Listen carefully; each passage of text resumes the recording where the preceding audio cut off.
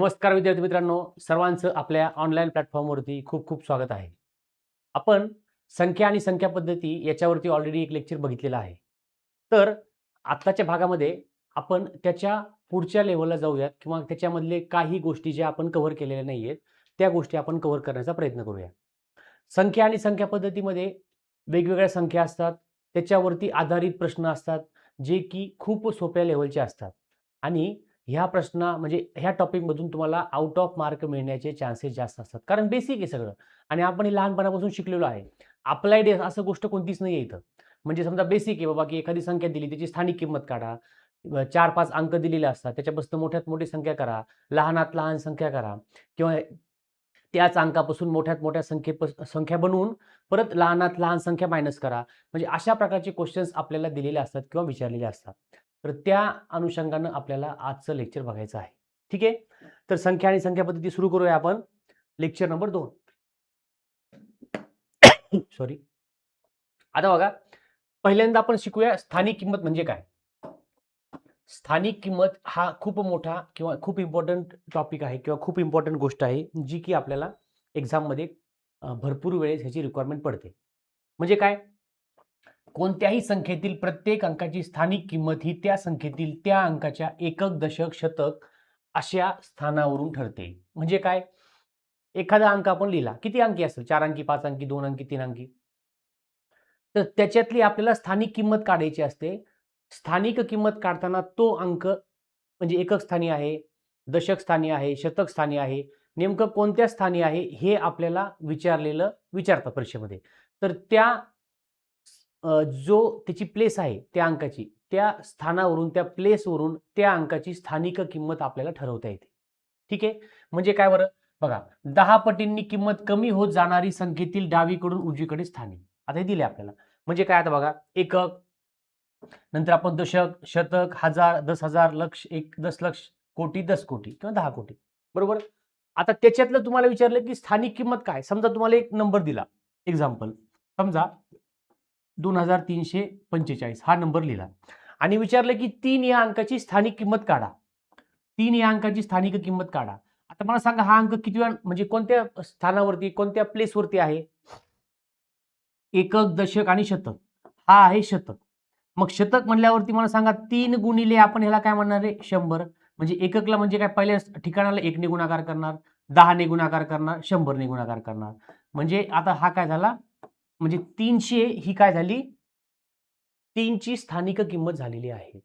बघा, एकक, दशक, शतक म्हणजे 3 ची स्थानिक किंमत किती आहे रे? 300 आहे. बरोबर. आता स्थानिक किंमत एक असते आणि दर्शनी किंमत. दर्शनी म्हणजे दिसणारी गोष्ट. आता हे 3 ची दर्शनी किंमत विचारली ना, तर ती 3च लिहायची. 4 ची दर्शनी किंमत विचारली, 4च लिहायची. 4 ची स्थानिक किंमत विचारली किंवा 2 ची स्थानिक किंमत विचारली. आता एकक, दशक, शतक, हजार म्हणजे इथं होणार 1000 आणि ह्याला आपल्याला 2 ने गुणाकार करावा लागेल. मग त्याची स्थानिक किंमत होणार आहे 2000 आणि ह्याची स्थानिक किंमत होणार आहे 300. म्हणजे अशा प्रकारचे प्रश्न आपल्याला एक्झामला विचारले जातात. ठीक आहे? चलो. संख्या सम आणि विषम ह्या संख्या आपण ऑलरेडी बघितलेल्या आहेत. थोडक्यात एक फास्ट फॉरवर्ड बघूया. समसंख्या म्हणजे काय? की एखादी संख्याच्या किंवा एखाद्या संख्येच्या एकक स्थानी 0, 2, 4, 6 आणि 8 हे नंबर असतात. त्यांना आपण समसंख्या म्हणतो. किंवा एखाद्या संख्येला जर आपण 2 ने भागाकार केला आणि बाकी जर शून्य उरली, तर आपण त्याला समसंख्या म्हणतो. आता दुसरी कन्सेप्ट आहे विषम संख्या. विषम संख्या म्हणजे एखाद्या संख्येच्या एकक स्थानी बघा, विषम संख्या जे असतात, विषम संख्यांच्या एकक स्थानी किंवा युनिट प्लेसला 1, 3, 5, 7, 9 असे आकडे असतील किंवा 2 ने जर भागाकार केला तर बाकी 1 उरते. त्याला आपण काय म्हणतो रे? त्याला किंवा बाकी ह्याच्यापैकीच काहीतरी उरेल. बरोबर? तर त्याला काय म्हणतो आपण? विषम संख्या म्हणतो. समसंख्याच्या वेळेस एकक स्थानी काय पाहिजे? तर समसंख्याच्या वेळेस एकक स्थानी 0, 2, 4, 6 आणि 8 हे आकडे पाहिजेत समसंख्येला. ठीक आहे? बघा, एकाहून मोठ्या अशा ज्या संख्येला 1 किंवा ती संख्या याशिवाय अन्य आता तिसऱ्या नंबरचं कोण आहे? आपल्याला मूळ संख्या. मूळ संख्या म्हणजे काय? अशी एखादी संख्या की त्या संख्येला आपण जर भागाकार करण्याचा प्रयत्न केला तर तुला भाग जाणार नाहीये. म्हणजे अशी संख्या की त्या संख्येला फक्त त्याच स्वतः संख्येनं भाग जातो किंवा त्या संख्येचे अजून अवयव किंवा फॅक्टर पडत नाहीत. त्याला म्हणतो आपण मूळ संख्या किंवा आपण त्याला म्हणतो इंग्लिशमध्ये प्राईम नंबर. ठीक आहे, त्याला म्हणतो आपण प्राईम नंबर. मग ह्याच्यामध्ये मला सांगा, तुमची जी मूळ संख्या आहे किंवा प्राईम नंबर आहे, त्या प्राईम नंबरला भाग जात नाही. कशानेच भाग जात नाही. फक्त आणि फक्त स्वतः त्याच संख्येनं आणि एकने तर सगळ्यांना भाग जातो. म्हणजे प्राईम नंबर किंवा मूळ संख्या म्हणलं, 3 जर घेतलं, 3 मूळ संख्या आहे. 3चे अजून अवयव पडत नाही. 3ला फक्त 3ने भाग जाणार. 4 घेऊ शकतो का? 4 घेऊ शकत नाही. कारण 2 गुणिले 2 4 होतं. म्हणजे 4ला 2ने भाग जातो आणि 4चे फॅक्टर पडले. म्हणजे ही मूळ संख्या नाहीये. ही आहे मूळ संख्या. 3 मूळ संख्या आहे का? आहे. बरोबर? त्या संख्यांना म्हणतो मूळ संख्या. बघा, ज्या संख्या मूळ संख्या नाहीत अशा संख्यांना आपण काय म्हणतो? संयुक्त संख्या. म्हणजे बघा, समजा ज्या संख्या मूळ नाही, मूळ संख्या सोडून उरलेल्या सगळ्या संख्या संयुक्त असतात. आता समजा आपण म्हणलो, समजा 11 संख्या कोणती आहे? मूळ संख्या आहे, तिला भाग जात नाही. 12 कोणती आहे? तर 12 संयुक्त संख्या आहे. कारण मूळ संख्या ज्या नाहीत त्या सगळ्या संयुक्त असतात. 13 मूळ आहे, अवयव पडत नाही. 14 मूळ नाही, संयुक्त आहे, कारण अवयव पडतात. 15 संयुक्त आहे, 5 त्रिक 15 अवयव पडतात. 16 संयुक्त आहे. 17 मूळ संख्या, अवयव पडत नाही. 18 संयुक्त संख्या, अवयव पडतात. 19 मूळ संख्या, अवयव पडत नाही. 20 मूळ संख्या होत नाही, कारण 10 दुने 20, 5 चोक 20 अवयव पडतात, म्हणून संयुक्त संख्या. म्हणजे आपण अशा वेगवेगळ्या गोष्टी बघितलेल्या आहेत किंवा अशा संयुक्त संख्या, मूळ संख्या ह्या वेगवेगळ्या गोष्टी आहेत. ठीक आहे. एक ही मूळ संख्या नाही. सगळ्यात इम्पॉर्टंट टॉपिक, सगळ्यात इम्पॉर्टंट पॉइंट इथं काय महत्वाचा मुद्दा, एक मूळ संख्या पण नाहीये आणि संयुक्त संख्या पण नाहीये. एक मूळ पण नाही, संयुक्त पण नाही आणि 0 ही संख्या सम पण नाही आणि विषम पण नाही. हे 2 इम्पॉर्टंट पॉइंट लक्षात ठेवा. एक ही संख्या मूळ सुद्धा नाही, संयुक्त सुद्धा नाही आणि 0 ही संख्या सम सुद्धा नाही आणि विषम सुद्धा नाही. या 2 इम्पॉर्टंट गोष्टी लक्षात ठेवणं अपेक्षित आहे. ठीक आहे. चल, आता थोडक्यात बघूया, 1 ते 100 मध्ये किती मूळ संख्या आहेत? 1 ते 100 मध्ये किती मूळ संख्या आहेत? 1 ते 10 मध्ये बघा, 1 ला आपल्याला घ्यायचं नाही. 1 मूळ पण नाही, संयुक्त पण नाही. 1 ते 10 मध्ये 2, 3, 5, 7 4 आहेत. म्हणजे 1 ते 50 मध्ये बघा ना, आता 11 ते 20 मध्ये 4 संख्या, 21 ते 30 मध्ये 23 आणि 29 2 संख्या, 31-40 2 संख्या आणि 41 ते 50 मध्ये 3 संख्या. म्हणजे 4, 8, 9, 10, 11, 12, 13, 14, 15. म्हणजे टोटल 1 ते 50 मध्ये 15 मूळ संख्या आहेत. प्रश्न तुम्हाला विचारला की 1 ते 50 मध्ये किती मूळ संख्या आहेत? आपण लिहिणार 15. ऑप्शन देणार 14, 15, 16, 17. तुम्ही तिथं कॅल्क्युलेट करत बसायचं नाही. 1 ते 10 मध्ये किती आले? 1 एका, 2 एका, 3 एका. डायरेक्ट पाठ करून टाकायचं की बाबा 1 ते 50 मध्ये टोटल 15 मूळ संख्या आहेत. बस, आपला विषय इथं संपून जाईल. नंतर 51 ते 100 मध्ये किती आहेत विचारलं. 1, 2, 3, 4, 5, 6, 7, 8, 9 आणि 10. फक्त 10च संख्या आहेत. म्हणजे 1 ते 50 मध्ये 15 मूळ संख्या, 51 ते 100 मध्ये 10 मूळ संख्या. म्हणजे टोटल मूळ संख्या किती आहेत? टोटल मूळ संख्या किती आहेत? किती रे? 1 ते 100 मध्ये टोटल मूळ संख्या 1 ते 100 मध्ये ह्या 15 आणि ह्या 10 25 आहेत. किती आहेत? 25 आहेत. 1 ते 100 मध्ये टोटल मूळ संख्या 25 आहेत. 25 आहेत. ठीक आहे. इथपर्यंत काहीही अडचण असेल तर विचारत चला, बोलत चला, सांगत चला. बेसिक लेवलचे घेतोय. लगेच थोड्या वेळात आपण प्रॉब्लेमला सुरुवात करूया. ओके. आता आपण बघितल्या मूळ संख्या, आता राहिल्या संयुक्त. आता 1 ते 100 मध्ये एकूण 25 मूळ संख्या आहेत, आपण आता बघितलं, आणि 74 संयुक्त संख्या आहेत. बघा, 1 ते 100 मध्ये मूळ संख्या आहेत 25 आणि संयुक्त संख्या आहेत, किती आहेत संयुक्त संख्या? त्या आहेत बरोबर, संयुक्त संख्या आहेत 74 किंवा 74. किती आहेत? 74. मग मला सांगा, हे दोघांची जर बेरीज केली तुम्ही, बेरीज किती होते? ही होती बेरीज 99. म्हणजे 1 ते 100 मध्ये 99 संख्यांचा विषय आपल्याला समजलाय. पण एक संख्या कोणती गायब झाली? बरोबर ना? मी 100 संख्यांचं किंवा समजा 100 गोष्टीबद्दल बोलतोय तर मग 100 गोष्टीबद्दलच बोलायला पाहिजे. 1 ते 100 मध्ये 100 गोष्टी आहेत किंवा 100 नंबर आहेत. पण इथं जर आपण केलं तर 99 होतं. मग एक संख्या कोणती नाही? तर 1 म्हणजे 1 हा आकडा आपण बघितलं मागच्या ह्याच्यामध्ये. 1 ही संख्या मूळ नाही आणि संयुक्त पण नाहीये. त्यामुळं इथं 1 आकडा मिसिंग असल्यामुळं 99 आकड्यांबद्दल आपण बोलतोय. समजलं? म्हणजे 1 ते 100 मध्ये 25 मूळ संख्या आहेत, तर 74 संयुक्त संख्या आहेत. 1 ही संख्या मूळ पण नाही, विषम पण नाही, सॉरी संयुक्त पण नाही आणि मूळ पण नाही. त्यामुळं तिथं आपण घेतलेली नाही किंवा 100 बेरीज आलेली नाहीये. ठीक आहे. पुढचं काय रे? जोडमूळ संख्या. 3, 5, 11, 13, 29, 31 या मूळ संख्यांच्या जोड्यातील संख्या 2चा फरक आहे. जोडमूळ म्हणजे काय? 2चा फरक बघा. ह्या मूळच आहेत, पण 2चा फरक आहे. 11 आणि 13 मूळच आहे, पण जोडी आहे. 29 आणि 31 मूळ आहेत, पण जोडी आहे. बरोबर?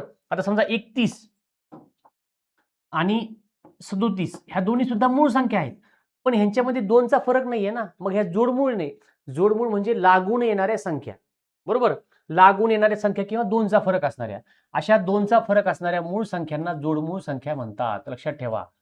किंवा जुळ्या मूळ संख्या म्हणतात. जुळ्या म्हणजे काय रे? असतात ना लहान मूळ जन्माला येतं बघा. आपण म्हणतो ट्विन्स झाले. बरोबर? किंवा जुळे जुळे झाले. तर ते हे संयुक्त सॉरी हे जोडमूळ संख्या आहेत. ठीक आहे.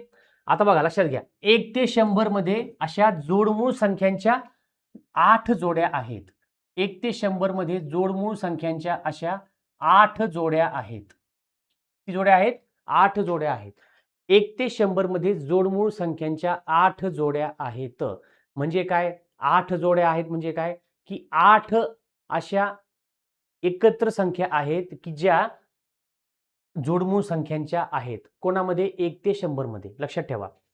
1 ते 100 मध्ये मूळ संख्या 25, संयुक्त संख्या 74 आणि 1 ते 100 मध्ये जोडमूळ संख्यांच्या जोड्या त्या आहेत फक्त 8. आता सहमूळ संख्या म्हणजे काय? दोन संख्यांचा सामायिक विभाजक किंवा मसावी म्हणतो आपण त्याला. बरोबर? किंवा मसावी निघतच नाही बरं का. तर त्या संख्यांना सहमूळ संख्या किंवा सापेक्ष मूळ संख्या म्हणतात. म्हणजे उदाहरणार्थ बघा बघा सामायिक विभाजक फक्त एक आहे. आता तुम्ही कोणतंही घ्या. समजा इथं काय घेतले मी 1 आणि 3, 8 आणि 2 बरोबर? 8 आणि 4 सॉरी 4 आणि 9 घेतलाय. आता मला सांगा इथे 3, 4, 9. आता मला सांगा 4 मध्ये 4 चे अवयव पाडले 2 गुणिले 2 गुणिले 1. 9 ला काय लिहिणार आहे मी 3 गुणिले 3 गुणिले 1. दोघांमध्ये कॉमन कोण आहे? फक्त एकच आला. बाकीचं कॉमन आहे का? कोणी नाहीये. याचा अर्थ ह्या झाल्या तुमच्या सहमूळ संख्यांच्या जोड्या. सहमूळ संख्यांच्या जोड्या. मग असं नाही आपण तुम्ही म्हणताल की सर मूळ मूळ हा शब्द आला तर हे मूळच पाहिजे. सहमूळ संख्या ह्या प्रत्येक वेळेस मूळच संख्या असतील असं नाही. जोडमूळ संख्या बघा ह्या 3, 5 दोन्ही मूळ संख्या आहेत. 11, 13 मूळ आहेत. पण सहमूळ मध्ये ह्या संख्या मूळ नसतात. त्या म्हणजे तुमच्या सम असू शकतात, विषम असू शकतात किंवा काहीही असू शकतात. याचा अर्थ काय की ह्या कोणत्याच म्हणजे सहमूळ जे आहे ना, ते सहमूळ तुमचं काहीही असेल. म्हणजे दोन्ही संख्या तुमच्या मूळ असतील किंवा दोन्ही संख्या तुमच्या सम असतील किंवा विषम किंवा एक मूळ असेल, एक विषम किंवा सम किंवा संयुक्त काहीही असू शकतं. सहमूळ संख्या म्हणजे दोघांमध्ये फक्त आणि फक्त एकच कॉमन फॅक्टर. हे लक्षात ठेवा थोडं. ठीक आहे? चलो. आता बघा लगतची संख्या मागची किंवा लगतची पुढची संख्या. ठीक आहे. आता लगतची संख्या पुढची म्हणजे काय समजा मागची? सोपं आहे. 24च्या लगतची पुढची संख्या म्हणजे मी काय लिहिणार रे? 25. 24च्या लगतची मागची संख्या मग मी काय लिहिणार रे? 23. बरोबर? लगतची पुढची 25, लगतची मागची 23. 11च्या लगतची पुढची 12. 11च्या लगतची मागची 10. हे अशा पद्धतीनं आपल्याला लगतची पुढची म्हणजे कंटिन्यूस येणारी पुढची आणि कंटिन्यूस येणारी मागची असं म्हणू शकतो. ठीक आहे. आता बघा थोडक्यामध्ये काही गोष्टी आहेत त्या आपण पाठ केल्या पाहिजे. त्या अनुषंगानं आपण जायला पाहिजे. पाठांतर काही ठिकाणी मॅथ्समध्ये आपल्याला 10% फक्त पाठांतर लागतं. फॉर एक्झाम्पल पाढे असतील किंवा तुमचे वर्ग असतील, वर्गमूळ असतील, घन असतील, घनमूळ असतील, हे बेसिक लेव्हलला पाठ पाहिजे. परत एखादे काही फॉर्म्युले बघा a अधिक b चा वर्ग, a वजा b चा वर्ग, a cube minus b cube, a plus b whole cube, हे असे काही फॉर्म्युले आहेत ते तुम्हाला पाठ पाहिजे. a square minus b square, हे असे फॉर्म्युले पाठ पाहिजे. ओके. नंतर आपण अजून काय म्हणू शकतो, आता ह्या संख्या, सहमूळ संख्यांच्या, जोडमूळ संख्यांच्या व्याख्या थोड्या पाठ पाहिजे, की म्हणजे व्याख्या विचारत नाहीये, पण परीक्षेमध्ये आपल्याला जर थोडं कन्फ्यूज केलं त्यांनी, तर आपल्याला मेन व्याख्या जर माहीत असेल, तर आपण उत्तर देऊ शकतो. परत 1 ते 10 मध्ये किंवा 1 ते 50 मध्ये किती मूळ संख्या आहेत, किती संयुक्त आहेत, किती अ, 1 ते 100 मध्ये किती जोडमूळ संख्या आहे, सहमूळ संख्या आहे, असं हे सगळ्या गोष्टी आपल्याला माहीत पाहिजे. ठीक आहे? तर एक अंकी एकूण संख्या 10 आहेत. 0 ते 9 म्हणजे एक अंकी एकूण संख्या 0 ते 9 मध्ये एक अंकी किती संख्या आहे? तर 10 संख्या आहेत. 2 अंकी एकूण संख्या 90 आहेत. 10 ते 99 मध्ये बघा 2 अंकी संख्या सुरुवात कुठनं होते? 10 पासून. एंड कुठं होतो? 99 पर्यंत. तर 2 अंकी एकूण संख्या 90 आहेत. 3 अंकी एकूण संख्या किती आहेत रे? 900 आहेत. म्हणजे 100 ते 999. 4 अंकी एकूण संख्या किती आहेत? 9000 आहेत. म्हणजे 1000 ते 9999. म्हणजे अशा प्रकारचं आपल्याला परीक्षेमध्ये विचारलं जाऊ शकतं. ते आपल्याला पाठ पाहिजे, माहीत पाहिजे, यायला पाहिजे. ठीक आहे? चलो. आता 1 ते 100 पर्यंतच्या संख्या लिहिल्या असता 0 ते 9 यामधील प्रत्येक अंक जास्तीत जास्त किती वेळा येतो या संबंधीचा पुढील तक्ता लक्षात ठेवा. खूप इम्पॉर्टंट आहे. अंक 0 1 ते 100 मध्ये 0 किती वेळेस येतो? तर 1 ते 100 मध्ये 0 हा 11 वेळेस येतो. किती वेळेस येतो रे आपला? 11 वेळेस. 1 ते 100 मध्ये 1 किती वेळेस येतो? हा 1 येतो 21 वेळेस. 1 ते 100 मध्ये 2 किती वेळेस येतो? 20 वेळेस. 3 20 बाकी सगळं बघा 20 आहे. 1 ते 100 लक्षात ठेवायचं सोपं आहे. 1 ते 100 पर्यंत 2 हा आकडा 20 वेळेस येतो. 3 20 वेळेस, 4 5 6 7 8 9 हा सुद्धा 20 वेळेस येतो. फक्त पहिल्या दोघांमध्ये थोडं जास्त कमी संख्या आहे. 1 ते 100 मध्ये 0 हा 11 वेळेस येतो आणि 1 ते 100 मध्ये 1 हा अंक 21 वेळेस येतो. किती वेळेस येतो रे बाळांनो? 21 वेळेस येतो. बरोबर आहे? बघा 1 ते 100 मध्ये 0 हा अंक 11 वेळेस येतो. बरोबर आहे. 1 ते 100 मध्ये 1 हा अंक 21 वेळेस येतो. बरोबर आहे. 1 ते 100 मध्ये 2, 3, 4, 5, 6, 7, 8 आणि 9 हे अंक 20-20 वेळेस इंडिव्हिज्युअल लेव्हलला येतात. ठीक आहे? बघा 10 ते 99 म्हणजेच 2 अंकी संख्या पर्यंतच्या संख्या लिहिल्या असता 0 ते 9 यामधील प्रत्येक अंक जास्तीत जास्त किती वेळा येतो या संबंधीचा तक्ता. 10 ते 99 मध्ये 0 ते 9 किती वेळेस येतो? तर हे तुम्हाला दिलेलं आहे. आता हे थोडं पाठ करून टाकायचं. हे मी सांगतो की तुम्हाला ह्या ज्या गोष्टी आहेत बेसिक लेव्हलच्या, त्या आपल्याला पाठांतर केल्याशिवाय पर्याय नाही. त्याला दुसरा ऑप्शन कोणताच नाही. ठीक आहे? बघा 10 ते 99 मध्ये 0 9 वेळेस आला, 1 19 वेळेस आला, 2 19 वेळेस, 3 19 वेळेस अशा प्रकारचे प्रश्न आपल्याला विचारतात. ठीक आहे? आता डायरेक्टली आपण सगळ्या गोष्टी बघितल्यात, बेसिक लेव्हलचं सगळं बघितलेलं आहे. आता आपण जाऊया डायरेक्टली प्रॅक्टिस करण्याकडे किंवा क्वेश्चनकडे वळूया. क्वेश्चन सॉल्व्ह केल्याशिवाय तुम्हाला समजणार नाही नेमकं काय विचारतात परीक्षेमध्ये किंवा कशा प्रकारचे प्रश्न आपल्याला विचारतात. जोपर्यंत आपल्याला प्रश्नांचं स्वरूप समजत नाही, प्रश्नांची व्याप्ती समजत नाही, प्रश्न किती कशा प्रकारचे कुठून आलेत किंवा कसे आहेत, तोपर्यंत आपण एक्झामला प्रिपेअर होऊ शकत नाही किंवा एक्झामला प्रिपेअर नाहीत, असं म्हणू शकतो. ठीक आहे? आता बघा, एका 2 अंकी संख्येच्या अंकांची बेरीज 11 आहे. 2 अंकी संख्या आहे, कोणती तरी 2 अंकी संख्या असेल माहित नाही आपल्याला. त्या संख्येमध्ये 27 जर मिळवले, तर मिळणाऱ्या संख्येमध्ये अंकांची स्थाने बदलतात, तर ती संख्या कोणती? बघा, एक 2 अंकी संख्या घेतली आपण. त्यांच्या अंकांची बेरीज 11 आहे. जर त्या संख्येमध्ये आपण 27 जर ॲड केले, तर जे आपलं उत्तर आलेलं आहे ती संख्या म्हणजे म्हणतो ना आपण आल्यानंतर उत्तर आल्यानंतर मिळणाऱ्या संख्येमध्ये अंकांची स्थाने बदलतात. अंकांचे म्हणजे एकक स्थानचा दशक स्थानी, दशकचा एकक स्थानी असे स्थान बदलतं. म्हणजे कसं एका 2 अंकी संख्येच्या अंकांची बेरीज 11 आहे. आता मला सांगा 8 अन् 3 11, 7 अन् 4 11, 4 अन् 7 11, 8 अन् 3 11. म्हणजे आपण ऑप्शनवरून गेलो असतो. समजा एखादा अंक त्यांनी दिला असता 58 समजा बरं का समजा. मी काय म्हणलो असतो अरे 5 अन् 8 13 होतात. ते तर म्हणतात 11 आहे. मग हा ऑप्शन कटला बाबा. कोणता? 58 वाला ऑप्शन. पण इथं जर बघितलं तर सगळ्यांची बेरीज 11 येते. ठीक आहे. मग आपण एक काम करूया. ऑप्शन नंबर ए घेऊया. इथं काय त्यांचं म्हणणं आलं 83. आपण ऑप्शनवरून जाऊया. ह्याच्यामध्ये जर आपण 27 मिळवले, तर उत्तर काय आलं पाहिजे माहितीये का? ह्याच्यामध्ये जर आपण 27 मिळवले, तर उत्तर आलं पाहिजे 38. कसं काय?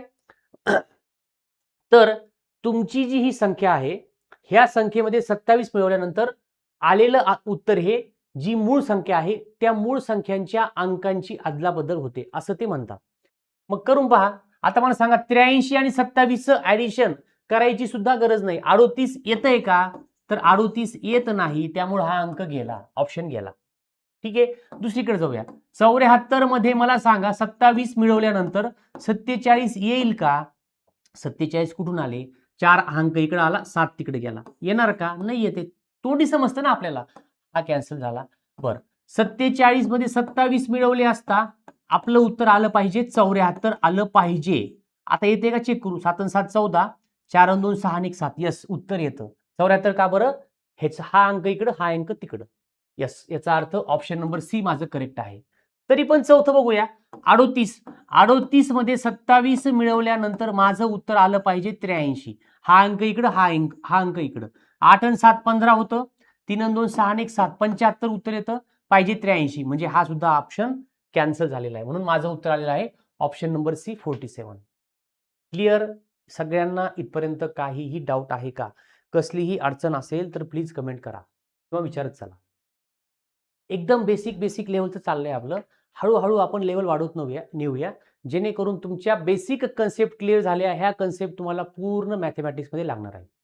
ठीक आहे, नेक्स्ट क्वेश्चन. 5 अंकी कमाल संख्या आणि 5 अंकी किमान संख्या यांच्यातील फरक काढा म्हणतात. आता कमाल संख्या म्हणजे काय रे? सगळ्यात मोठी. किमान म्हणजे लहान संख्या. आता 5 अंकी सगळ्यात मोठी कोणती आहे? मला सांगा. कोणताही आकडा मोठा लिहायचा असेल आपल्याला तर आपण 9 पासून सुरुवात करतो. 5 अंकी सगळ्यात मोठी संख्या कोणती आहे? 99,999. 5 अंकी सगळ्यात मोठी संख्या 99,999. आणि 5 अंकी किमान संख्या, किमान म्हणजे लहान संख्या.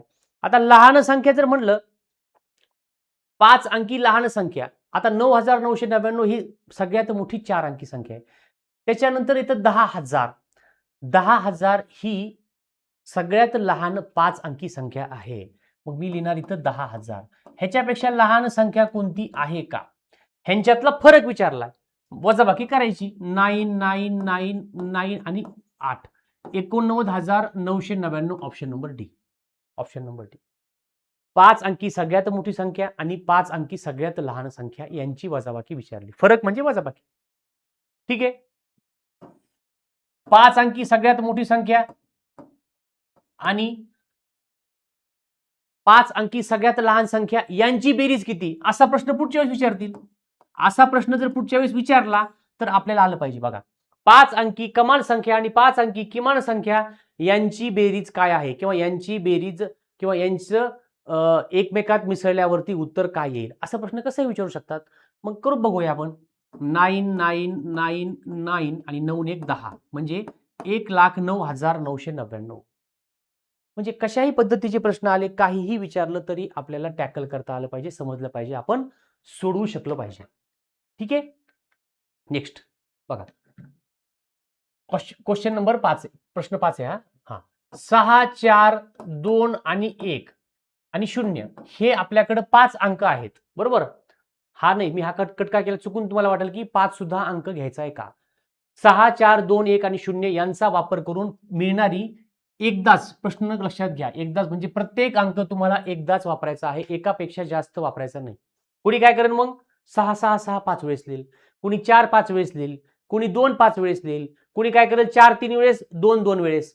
तर त्यांचं म्हणणं आलं की प्रत्येक अंक एकदाच वापरायचा.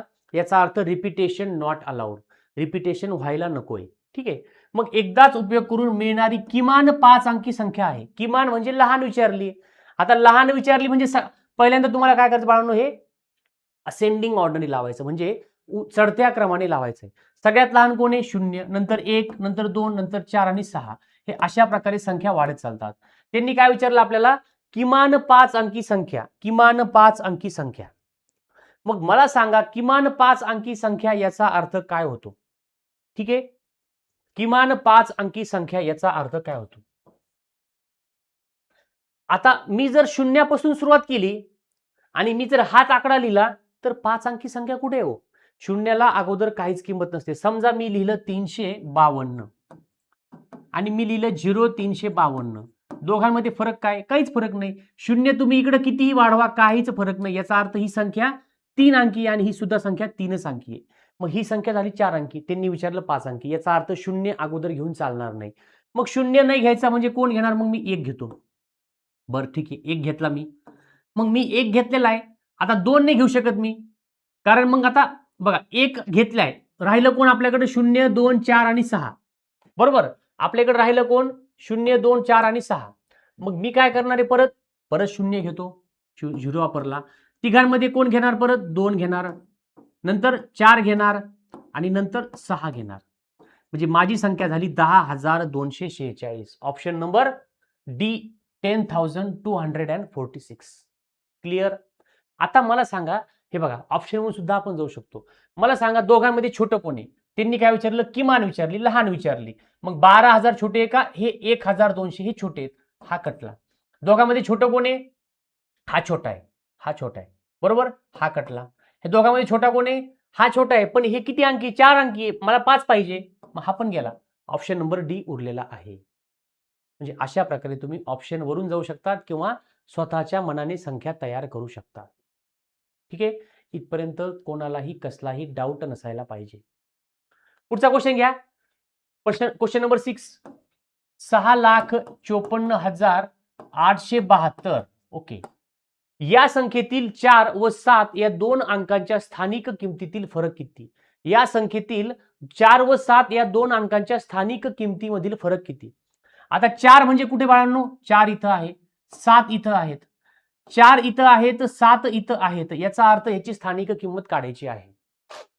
मला सांगा, आता तुम्ही स्थानिक किंमत तुम्हाला मी शिकवलेली आहे. स्थानिक किंमत म्हणजे मला सांगा, आता एकक दशक म्हणजे इथं 10 आहे. 10ला 7 ने गुणावं लागेल म्हणजे इथं स्थानिक किंमत 70 आली. एकक दशक शतक हजार म्हणजे इथं झालं 1000 आणि 1000ला गुणावं लागेल 4 म्हणजे ह्याची स्थानिक किंमत आली 4000. बरोबर? त्यांनी काय विचारलं? या दोन अंकांच्या स्थानिक किमतीमधली फरक म्हणजे आपल्याला काय करायचंय? वजाबाकी करायची आहे. आपल्याला काय करायचं आहे? वजाबाकी. कारण फरक विचारलाय. मग इथं होणार 0. 10तून 7 गेला 3. परत हातचा 1 आला. 10तून 1 गेला 9. हातचा 1 आला. 4 मधून 1 गेला 3. 3930 उत्तर येतं. ऑप्शन नंबर सी उत्तर आहे. ऑप्शन नंबर सी उत्तर आपल्या डोळ्यासमोर आहे. इथपर्यंत कसलीही अडचण असेल तर कृपया करून कमेंट करणे किंवा तुम्ही कॉन्टॅक्ट करू शकता. ठीक आहे? 6,54,872 मधील स्थानिक किंमत दोन अंकांची विचारली, त्यांच्यातला फरक विचारला. पुढच्या एक्झाम्पल मध्ये किंवा एक्झाम मध्ये आपल्याला म्हणतील बेरीज करा किंवा अजून काहीतरी करा, गुणाकार करा, अशा पद्धतीचे प्रश्न फिरून फिरून विचारतात. ठीक आहे? आता समजा त्यांनी विचारलं असतं की 5ची स्थानिक किंमत काय आहे? मग एकक, दशक, शतक, हजार, 10,000 म्हणजे 10,000 गुणिले 5 म्हणजे झाला असता 50,000. 5ची स्थानिक किंमत काय आहे? 50,000 आपण लिहिलं असतं. 17, 8, 21, 13, 41, 2, 27, 31, 51 या संख्यांपैकी मूळ संख्यांची बेरीज काय आहे? आता ह्याच्यामधून आपल्याला सगळ्यात पहिले मूळ संख्या फाइंड आउट करावे लागतील किंवा मूळ संख्या बाजूला काढाव्या लागतील आणि मूळ संख्या बाजूला काढल्यानंतर त्यांची बेरीज करायची आहे. आता मूळ संख्या म्हणजे काय हे सगळ्यात पहिले कन्सेप्ट आपल्याला माहित पाहिजे, आपण शिकलेलो आहोत. मूळ संख्या म्हणजे अशी संख्या की त्या संख्येला फक्त आणि फक्त त्याच संख्येनं भाग जातो, बाकी कशानंच भाग जात नाही. किंवा अशी संख्या त्याचे फॅक्टर किंवा अवयव पडत नाहीत, त्याला म्हणतो मूळ संख्या. किंवा अशी संख्या की त्याला फक्त 1नेच भाग जातो आणि स्वतः त्याच संख्येनं भाग जातो. असे वेगवेगळे डेफिनेशन आहेत.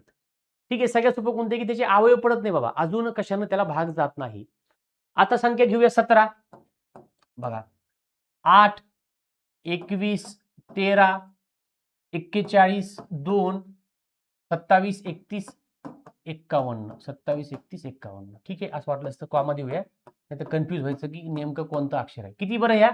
1, 2, 3, 4, 5, 6, 7, 8, 9. 1, 2, 3, 4, 5, 6, 7, 8, 9. 9 आहेत. आता 17 मूळ संख्या आहे का? 17 मूळ संख्या आहे, कारण त्याचे अवयव पडत नाहीत, फॅक्टर पडत नाहीत. बरोबर? 8 मूळ संख्या आहे का? 8 मूळ संख्या नाही. ज्या नाहीत त्याला मी गोल करतो, कारण 8चे अवयव पडतात 4 दुने 8. बरोबर? त्याच्यामुळे ती मूळ संख्या होत नाही. 21चे फॅक्टर पडतात, अवयव पडतात ना. 7 त्रिक 21 मूळ संख्या नाही. 13 आहे मूळ संख्या. 17 मूळ आहे, 13 मूळ आहे. 13 सुद्धा मूळ आहे, त्याचे फॅक्टर पडत नाहीत ना अजून. 41 सुद्धा मूळ आहे, त्याचे फॅक्टर पडत नाहीत, ते कोणत्याच पाढ्यात नाहीत. 2 मूळ संख्या आहे का नाही? सगळ्यात महत्त्वाचा प्रश्न. मुलं इथंच कन्फ्यूज होतात. तर बाळांनो लक्षात ठेवा, 2 ही पहिली मूळ संख्या आहे, सगळ्यात पहिली गोष्ट. कारण एक मूळ पण नाहीये, संयुक्त पण नाहीये, आपण बघितले. सगळ्यात पहिली किंवा सगळ्यात छोटी मूळ संख्या 2 आहे. आणि 2 ही एकमेव अशी मूळ संख्या आहे की जी समसंख्या आहे. 2 परत सांगतो, 2 is the only prime number which is even prime number किंवा 2 is the only even prime number. 2 हा एकमेव इव्हन किंवा सम मूळ संख्या आहे, सम प्राईम नंबर आहे. बाकी सगळे विषम प्राईम नंबर आहेत. हा 2 सुद्धा घेणार आपण, प्राईम नंबर आहे. 27 घेणार नाही, कारण हा 9त्रिक 27 ह्याला भाग जातो. 27 घेणार नाही. यस, 31 घेणार का? 31 घेणार. इथं लिहिलं मी 31. आणि 51 घेणार का? 51 घेणार नाही, कारण 51 ला भाग जातो. 17त्रिक 51, 51 घेणार नाही. ह्यांची बेरीज करा. बरोबर, 7 आणि 3 10, 10 आणि 1 11, 11 आणि 1 12, 12 आणि 2 14. हातचा आला 1. 3 आणि 1 4, 4 आणि 4 8, 8 आणि 1 9, 9 आणि 1 10. उत्तर आलेलं आहे आपलं 104 किंवा 104, ऑप्शन नंबर सी. आता इथं बघा 102 पण दिले. काही विद्यार्थी 2 घेणार नाही. त्यांना वाटेल की 2 ही मूळ संख्या कुठे हो? 2 नाहीये असं वाटू शकतं. आणि मग त्यावेळेस उत्तर तुम्ही 2 घेणार नाही, तुमचं उत्तर 102 येणार आहे. त्यांना माहिती आहे तुम्ही कन्फ्युजन कुठं होणार आहे? फक्त तुम्ही एकाच ठिकाणी कन्फ्युजन मेजरली होताल. ठीक आहे, 51चा जर पाढापाठ असं 17चा, तर 51 येणे, भरपूर जण 51 सुद्धा मूळ संख्या पकडतात. पण 17त्रिक 51 तुम्हाला माहित पाहिजे. बरोबर, अशा काही संख्या आहेत की ज्या फक्त काही विशिष्ट पाढ्यामध्ये येतात, तर त्या आपल्याला कन्फ्यूज करतात आणि मग आपलं उत्तर चुकून जातं. ठीक आहे, इथपर्यंत कसलाही डाऊट असेल तर कृपया करून कमेंट करा. पुढचा प्रश्न घेऊया. पुढचा प्रश्न आपल्याला थेरी रिलेटेड आहे किंवा थेरी पार्ट टाइप आहे. बरोबर, म्हणजे बघा, पुढीलपैकी कोणते विधान बरोबर आहे? 0 ही विषम संख्या आहे, 0 ही समसंख्या आहे, 0 ही मूळ संख्या आहे आणि 0 ही विषम संख्या आणि सम दोन्हीही नाही. बरोबर, अशा प्रकारचा प्रश्न किंवा ही स्टेटमेंट आपण बघितलं होतं. कुठं बघितलं? ज्यांनी एकदम ऑब्झर्वेशन अभ्यास करतात, लक्ष देतात, त्यांना समजेल. बघा, 0 ही संख्या समही नाही अथवा विषमही नाही. आपण हे ऑलरेडी बघितलं. 0 ही सम पण नाही आणि विषम सुद्धा नाही. आणि तशाच बेसिसवरती डायरेक्टली प्रश्न विचारलेला आहे. 0 ही विषम संख्या नाही आणि समही नाही, ऑप्शन नंबर डी. तुम्ही इथं ह्या तिघामध्ये कन्फ्यूज होताल, पण उत्तर चौथं बरोबर आहे. म्हणजे अशा प्रकारे आपल्याला लहान लहान गोष्टी बारकाईनं बघणं अपेक्षित आहे. त्याच्याशिवाय आपल्याला उत्तर येणार नाही किंवा समजणार नाही नेमकं आपण काय घेतोय ते. ठीक आहे, बघा, 3 ची दर्शनी किंमत आणि 36,890 या संख्येतील 3 ची स्थानिक किंमत यातील फरक काढा.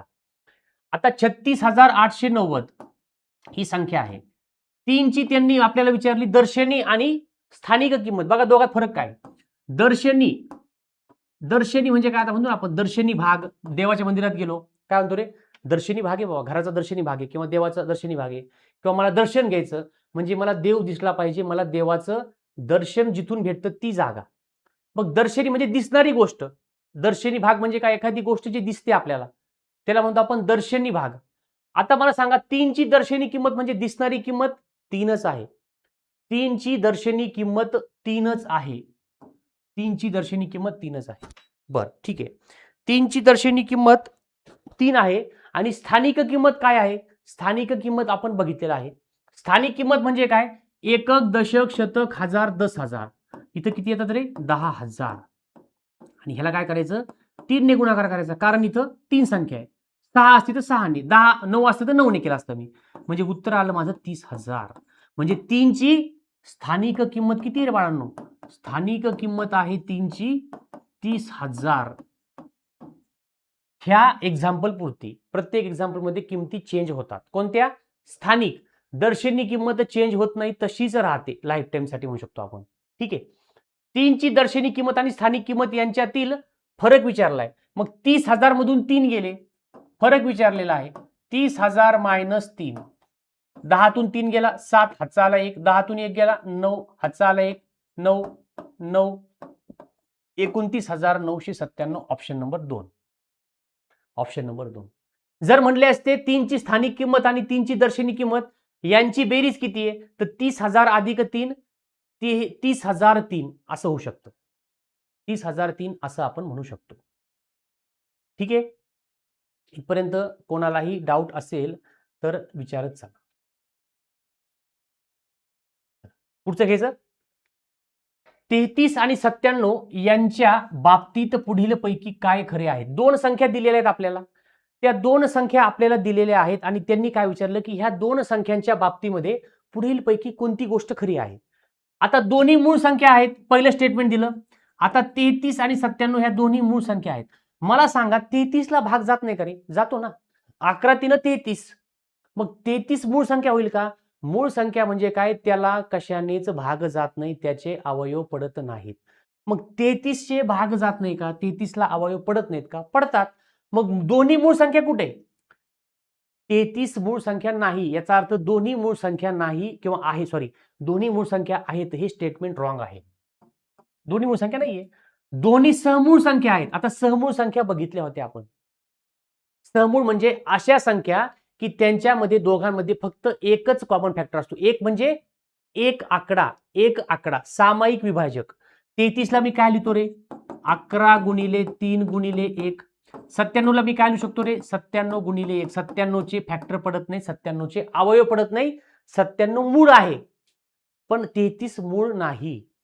आता दोघांमध्ये कॉमन कोण आहे? एक आहे. दोघांमध्ये कॉमन कोण आहे? एक आहे. याचा अर्थ दोन्ही सहमूळ संख्यांच्या जोड्या आहेत. तर हे स्टेटमेंट बरोबर आहे. कधी कधी आपल्याला हे स्टेटमेंट बरोबर वाटत नाही किंवा समजत नाही नेमकं बरोबर आहे का नाही बाबा. मग त्या केसमध्ये आपण काय करू शकतो? आपण हे दोन्ही स्टेटमेंट चेक करूया आणि नंतर मग वर जाऊ शकतो. सध्या मला हे स्टेटमेंट कळालंच नाही किंवा मला आठवलं नाही ऐन टायमाला. बाकीचे दोन चेक करूया. दोन्ही 11ची गुणिते आहेत, म्हणजे 11च्या पाढ्यामध्ये दोन्ही संख्या येतात किंवा 11 ने दोघांना भाग जातो असं म्हणू शकतो. आता 11च्या पाढ्यामध्ये 33 येतात, 11 3 33, पण 97 येत नाहीत ना. मग हे सुद्धा ऑप्शन कटलं. दोन्ही समसंख्या आहेत. समसंख्या म्हणजे काय? ज्या संख्येच्या एकक स्थानी 0 2 4 6 आणि 8 याच्यापैकी कोणताही आकडा असेल तर त्याला म्हणतो मी समसंख्या. इथं बघा ना, हे 3 आणि 7 आकडे आहेत. ह्या दोन्ही विषम संख्या आहेत. ह्या दोन्ही खरं म्हणलं तर विषम संख्या आहेत. मग आपण काय म्हणणार? हे सुद्धा ऑप्शन कटलं. मग ए सी डी नाहीये, याचा अर्थ उरलेलं बीच असणार आहे. आणि बी का बरं आहे हे सुद्धा मी तुम्हाला एक्सप्लेन केलेलं आहे. त्यामुळं सहमूळ संख्या, जोडमूळ संख्या ह्या अशा सगळ्या गोष्टींची माहिती किंवा सगळ्या गोष्टी तुम्हाला समजल्या पाहिजे. त्याच्याशिवाय काय होईल की तुम्हाला प्रश्न सोडवता येणार नाहीत. ठीक आहे, चलो पुढचा प्रश्न बघूया. पुढीलपैकी कोणत्या अंकांची दर्शनी व स्थानिक किंमत एखाद्या संख्येमध्ये नेहमी सारखी असते? एखादा कोणता अंक आहे की त्याची दर्शनी आणि स्थानिक किंमत सारखीच असते? समजा मी एखादा आकडा लिहिला, बघा मी लिहिलं 30,215. आता ह्याची स्थानिक किंमत किती आहे? 5 ची स्थानिक किंमत 5 आहे. 1 ची स्थानिक किंमत किती आहे? 10 आहे. 2 ची स्थानिक किंमत किती आहे? 20 आहे. 0 ची स्थानिक किंमत किती आहे? तर 0 गुणिले एकक, दशक, शतक, हजार, म्हणजे 0 गुणिले तुम्ही 1000 केलं तरी सुद्धा उत्तर किती आलं रे? 0 आलं. म्हणजे 0 ची स्थानिक किंमत 0च आहे आणि दर्शनी किंमत म्हणजे काय? दिसणारी किंमत तर सगळ्यांची सारखीच असते. आता 2 ची दर्शनी किंमत 2च आहे, पण स्थानिक किंमत 20 आहे. 1 ची दर्शनी, सॉरी 20 नाही 200, सॉरी 2 ची एकक, दशक, शतक, 2 ची स्थानिक किंमत 200 आहे. दर्शनी किंमत 2च आहे. 1 ची स्थानिक किंमत 10 आहे, कारण एकक, दशक मी 10 ने गुणाकार केला. पण 1 ची स्थानिक किंमत 10 जरी असली, दर्शनी किंमत 1 ची एकच आहे. मग त्यांनी विचारलं की अशी कोणती संख्या आहे की त्याची स्थानिक किंमत आणि दर्शनी किंमत समान असते? आता 0 ची स्थानिक किंमत किती आहे? 0 आली. आणि 0 ची दर्शनी किंमत किती आहे? 0च असते. म्हणजे 0 हा एकमेव आकडा किंवा एकमेव संख्या अशी आहे त्याची स्थानिक आणि दर्शनी किंमत सारखीच असते. समजते? म्हणजे बघा, म्हणजे मला काय म्हणायचं, समजा अजून एखादं एक्झाम्पल घेऊया. समजा असा आकडा आहे आपला, एकक, दशक, शतक, हजार, 10,000, लक्ष. ही स्थानिक किंमत काय? तर मी काय करणार? 0 ला 1 लाखने गुणाकार करणार. 1 लाखने, बघा एकक, दशक, शतक, हजार, 10,000, लक्ष. तरी उत्तर काय येते? 0च येतं. म्हणजे एवढ्या मोठ्या संख्येची स्थानिक किंमत 0च आहे आणि दर्शनी किंमत सुद्धा 0च आहे. ठीक आहे. तर अशा प्रकारे आपण संख्या आणि संख्या पद्धतीच्या बेसिसवरती दुसरं लेक्चर घेतलेलं आहे. प्रॉपर क्वेश्चन्स घेतलेले आहेत. बेसिक कन्सेप्ट ऑलरेडी तुमच्या झालेल्या आहेत.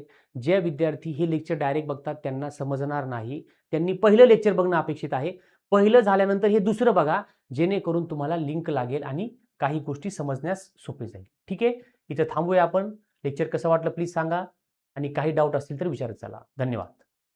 मित्रांनो, आजचा हा अग्निवीर भरती अभ्यासक्रमाचा व्हिडिओ तुम्हाला उपयुक्त वाटला असेल तर चॅनलला नक्की सबस्क्राईब करा, व्हिडिओ लाईक करा आणि तुमच्या मित्रांसोबत शेअर करा. अग्निवीर भरतीसाठी अजून अभ्यास साहित्य, टेस्ट, अपडेट्स आणि मार्गदर्शनासाठी गुगल प्ले स्टोअरवरून सब फाउंडेशन ॲप आजच डाउनलोड करा. तुमचं स्वप्न देशाची सेवा करण्याचं आणि आमचं ध्येय तुम्हाला त्या स्वप्नापर्यंत पोहोचवणं. जय हिंद, जय भारत.